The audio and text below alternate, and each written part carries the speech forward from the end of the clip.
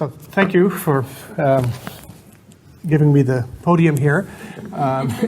This is work on behalf of Lindsey, Amèrica-Simms, who recently graduated from Guelph, and Andrew Ross, sitting over here.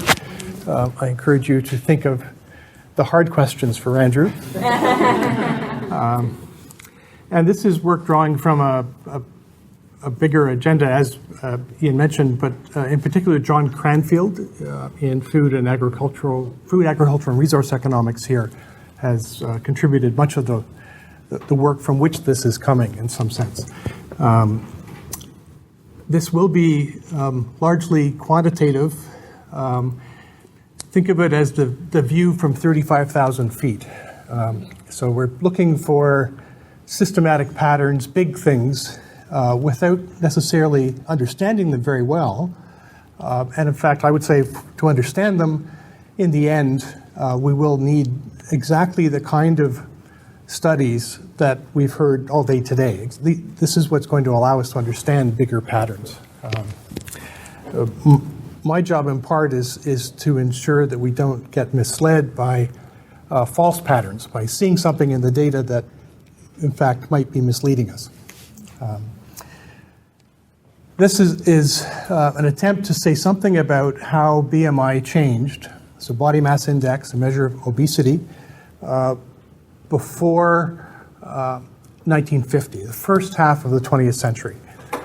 We have lots of data that tell us what has happened since 1970, and well known, well studied in Canada as elsewhere. We know BMI is increasing substantially everywhere. We also know, it's not as widely recognized, but Canada had a very good nationally representative height and weight survey in 1953 that actually does allow us to say pretty well what's happening through the 50s and 60s and 70s.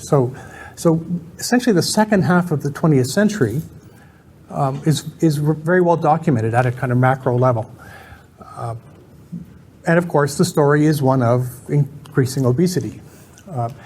There's some research in other countries that would suggest that this pattern began earlier, that it's a longer process. And of course, as historians, we would suspect that probably it did go back further. And that was the premise on which I submitted an abstract here. And it has been a surprise to me, in fact, that I'm not sure we do see evidence of this in Canada. So if anything I say sounds confused, it's because genuinely I am confused. These numbers came forward very recently in the last few days, and they're not what I expected. So I'm hoping you will be able to help me figure them out. So very broadly, the kinds of research on obesity, one is what are the health consequences? Lots of scientific studies here, a mountain of them. From a social science and historical perspective, what are the cross-sectional correlates of obesity? How do we understand people's consumption, people's exercise pattern, essentially behavioral analysis? Again, a big genre of that. And related to that, how can authorities concerned with public health manipulate what we eat, how we exercise? What policy levers are there? There's also a smaller literature to which this paper contributes on the longer term changes. So this is getting the big picture, in a sense, over a longer stretch.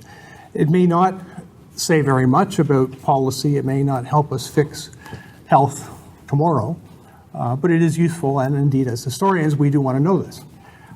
So the specific questions here, what are the long-term Canadian patterns for obesity, but BMI in particular, I will use. Are there compositional effects? Are there different parts of the population at different times that have different kinds of experience? And broadly, why does it matter? I'm getting at this through using some of the very few sources that give medical exams systematically to large numbers of people before 1950. And it turns out that we have two world wars, 1914 to 1918, 1939 to 1945, in which large numbers of Canadian men and women enlisted. I'm going to talk only about the men, largely because I don't have enough women in the sample to do very much with. These records, I'll show you an example in a second, many of you have seen these records, are sampled in a particular way. The sample was drawn with everyone whose name began with B, essentially was the sampling method, which is in fact drawn from a strategy adopted by some demographic historians who've looked at Montreal intensively. So Thornton and Olson in Montreal, this was their strategy, and I think it's a good one. So we have lots of men who served in World War I, and we know their height and weight, and some other things about them. World War II, these records are not public, here the selection is again B surnames, and because there aren't so many of them, then going to the next largest letter, M, or we're still, I think we're on S now. They had to have died in the war, because those who died, their records are publicly accessible in the archives, so you can get at them. Now, you can worry about the people who died. Are they the same as people who didn't die? That's going to be a question. Here, we're only looking at records that have an identifiable height, weight, and age, and birthplace and birth date. And the filtering of the data, we throw out some of the outliers, too. So if somebody says they're 9 feet tall, we don't believe them. We allow them to be 8 feet tall, but we don't allow them to be 9 feet tall. Or up to 7'11", I think, is our cutoff. So what we're doing is trying to characterize the population. This is not the kind of research that says anything useful about individuals. So one looks at individuals and say, oh, look at that, that's 7'11". But in general, it's the patterns, it's the averages that are going to matter. It's coming from a conceptual world in which we study anthropometric characteristics, height, weight, other characteristics, in order to infer something about living conditions. And it's clearly an indirect way to get at living conditions, but it's a way to get at living conditions in circumstances where we just don't have other data. That's why we do it. And there's a well-developed framework that really began with physical anthropologists and has now moved into economics and history, in which we think that our stature as adults is essentially determined by, in part, our genetic inheritance, and in part, the circumstances in which we lived as children. And geneticists like to think it's 80-20. 80% the genes and 20%. So what we're looking at is trying to infer something about that 20% variation in adult stature in order to then cast back and say, well, when people were children, they had good living conditions, bad living conditions. That explains what happened in this 20% of variation in adult stature. Because it's all casting backwards to childhood experience, you have to organize the data, and in your mind, you have to think about experience as children. So the evidence comes in 1914, but you're really you're trying to understand living conditions in 1890. So you organize by birth cohort, organized by birthplace. It's very different than studying BMI and weight, because we know that our weight varies year to year. If we go out and exercise a lot, our weight will fall. So in fact, consumption and activity in the last year or 2 years effectively are determinants of weight and BMI. So it's very different. One of the complications that has snuck up on me is that BMI actually includes height in it. So it's weight adjusted for height.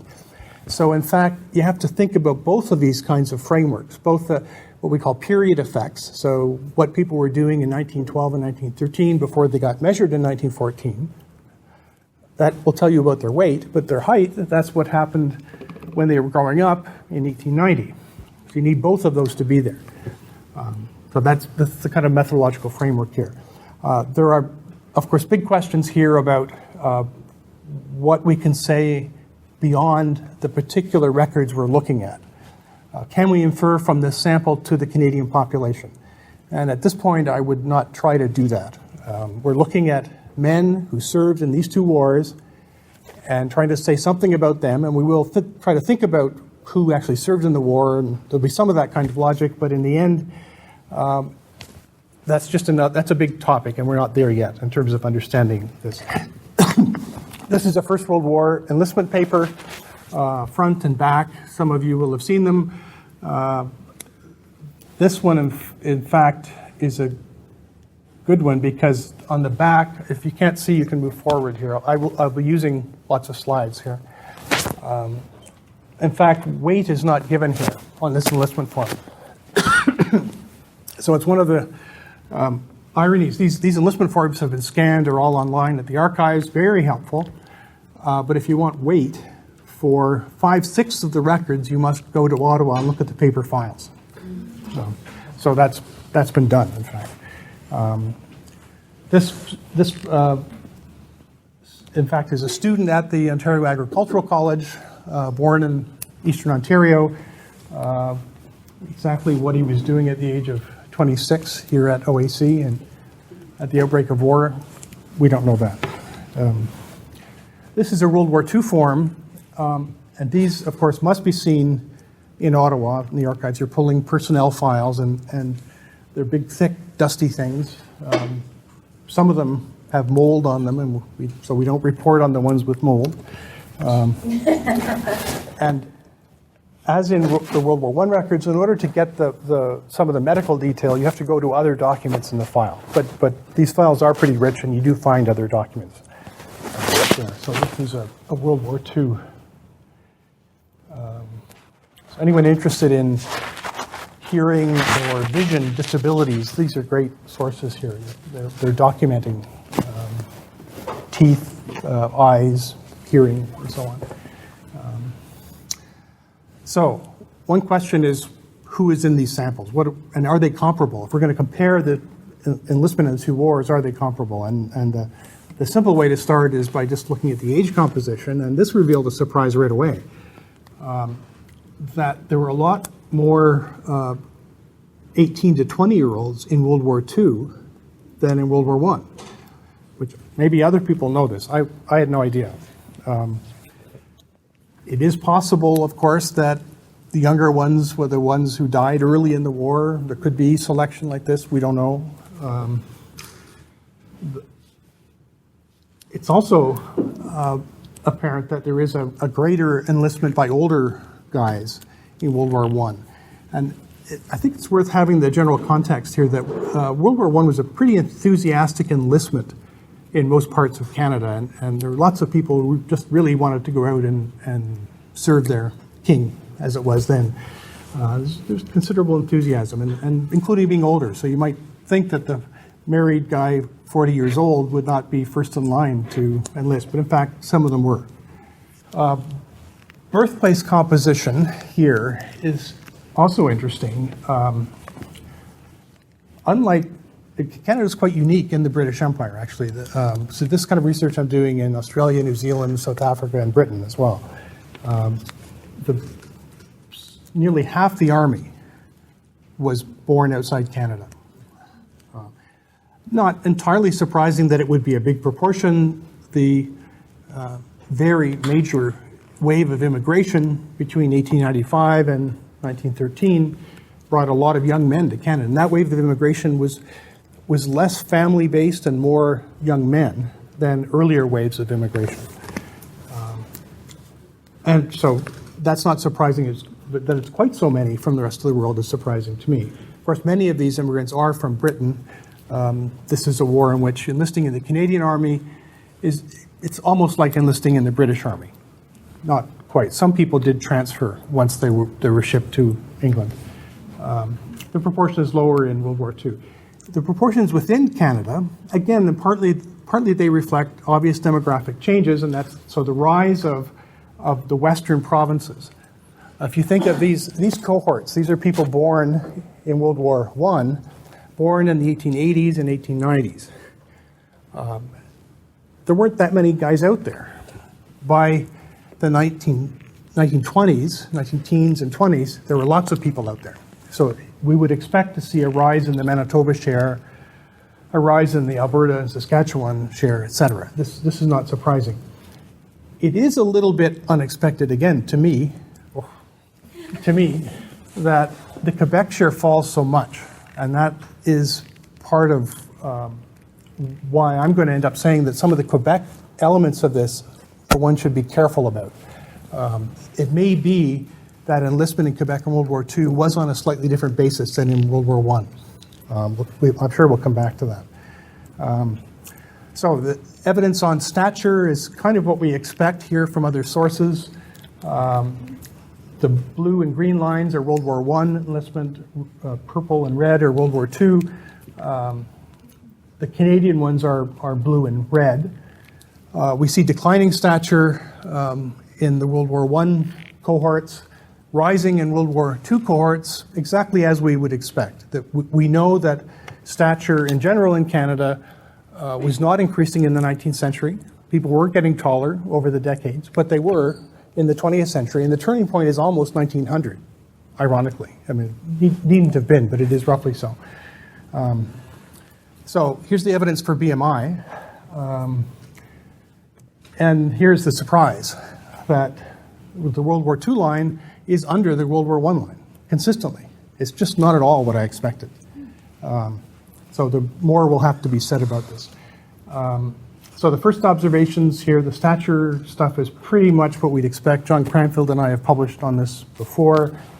BMI is rising with age. So any analysis here is going to have to take account of age, since we know these two wars have a different age structure of the enlistment, and we know that BMI changes with age, so this you will have to adjust by age. And one way to do that is, you can't just do how tall were 22-year-olds in one war versus the other, but generalizing over the whole thing, over all ages, it's fitting a model that simply describes how BMI changes as people get older in cross-section here, with some adjustment for where you were born, so dummy variables for different birthplaces, and also for different occupations, too.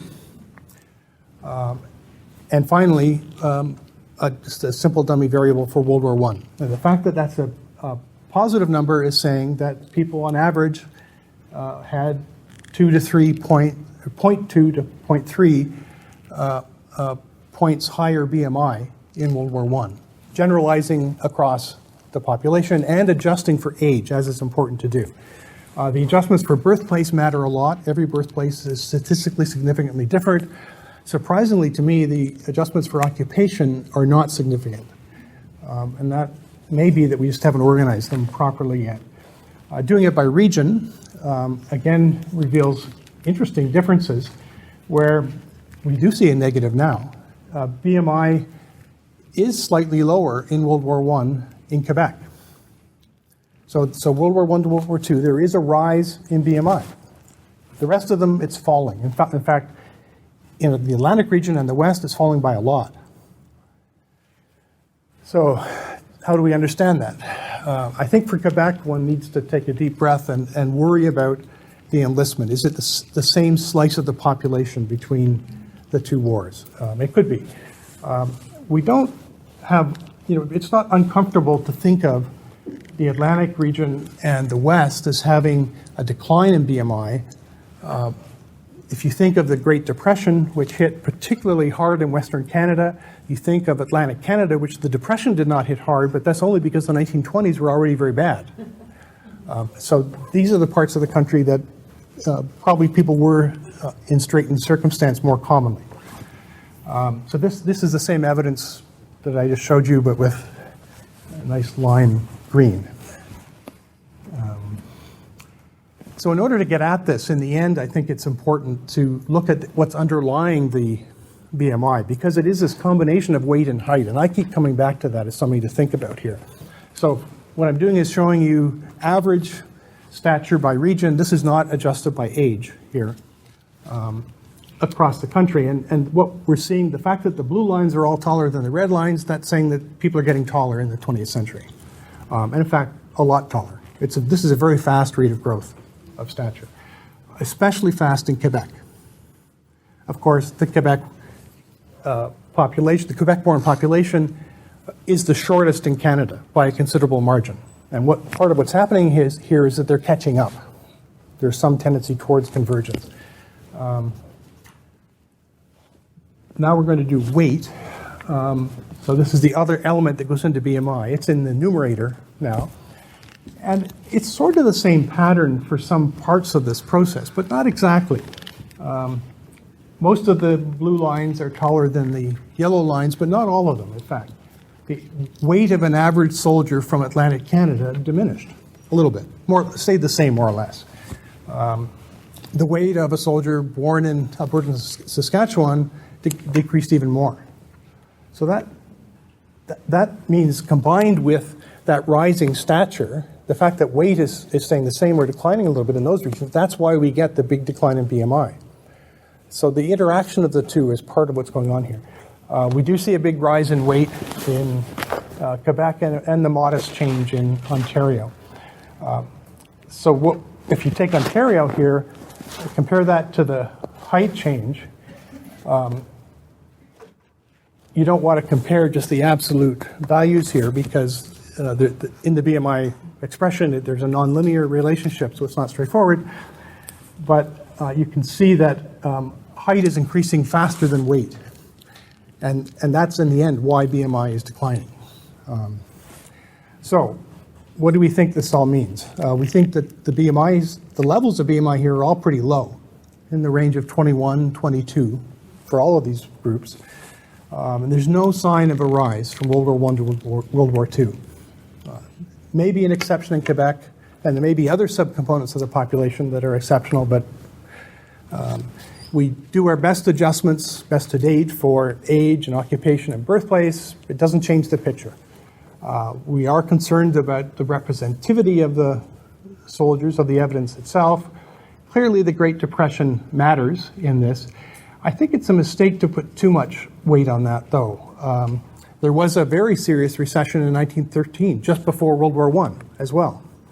The 1930s depression, in fact, was at its worst in 1932 and 33. By 1939, there had been substantial recovery. So people had got out of it. So if we're really looking at the last couple of years, we have as much to worry about with World War I as World War II. Another consideration here, part of what made the Great Depression so hard for Canada was that the price of food went through the floor. So food prices went way down everywhere, which of course should encourage people, for any income that you have, you can consume.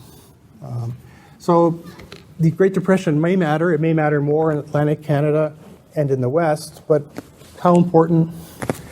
Part of what I'm thinking about here is what this is telling me is that we've heard these arguments before, but we need to be careful about the use of BMI as a measure, because there are different processes affecting both the numerator and the denominator.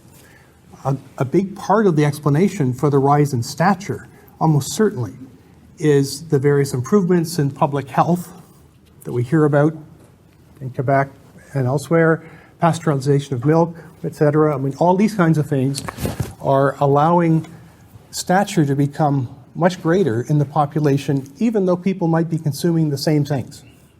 In other ways, living the same kind of lives, same exercise, same. So that kind of stature increase might not imply anything for weight. That could give rise to stature increasing very quickly and weight not changing very much at all. And it's saying that if we're going to use BMI as an obesity measure, we perhaps need to broaden beyond this calories in, calories out framework in which we're looking at consumption and exercise or energy expenditure, And in this case, bringing public health into the discussion, because that could be what's influencing at least some parts of this pattern. I think, yeah, that's it.